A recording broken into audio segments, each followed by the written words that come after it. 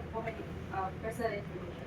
Make sure that you're audible to the assessor. Pakilala mo siya. Ako po nga. Anong pangalan niyo, sir? Romulo Villarnes. Romulo. Sir Romulo. Taga saan po kayo? O ano pong trabaho, sir? Doon sa isa. Bansa mo. Hindi, sabihin mo, interview yun. Sa service. Hindi, mag-invento ka ng... Invento ka. Conversations therapist, ha? Ito, huli na. Sige. Cargador. Cargador. Ano yun? Rider. Rider. Kailan ka, sir, pinanganak, sir? Kailangan. Kasama yan! Huli! Huli. Bawal magsingat.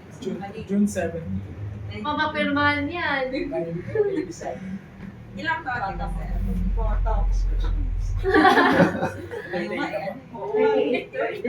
Simpleng paghuli, alam, huli na kayo. Okay, Sir Rom. So, case of emergency po, sino po ang pwedeng makontak? Ano pong number? Mother ang kanyang punto na defy in case of emergency. Bakit? Single pa? Single ka pa, sir? Yeah. May side. Meron. Tungkol naman sa kalusugan niyo, Booking na sir. naman. Hindi, working yung asawa niya eh. Yung mother parating na Parating doon, na sa- pang emergency. Emergency. Home to notify in case of emergency. Ano ang pakiramdam niyo ngayon, sir? Ang kalahat ng pakiramdam. Kalusugan. Okay naman po. Meron po ba kayong problema sa dugo, blood pressure? Wala. Wala naman po. Nagkaroon po ba kayo ng matinding sakit?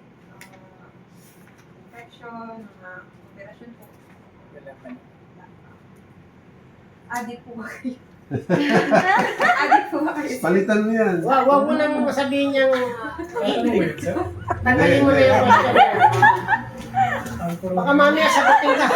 Adik ako sa chicks. Ako, wag, alisin mo na yan. Hindi, Pag lalaki, sir. pwede ka magtanong about alcohol. Alcohol.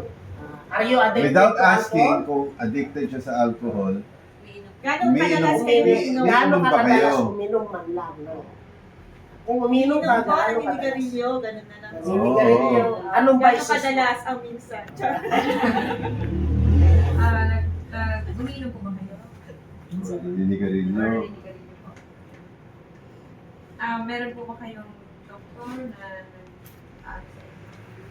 Ano kung nag-ano? Hindi, linawin mo ay ang Ito siya yung ano. undercare? linawin mo.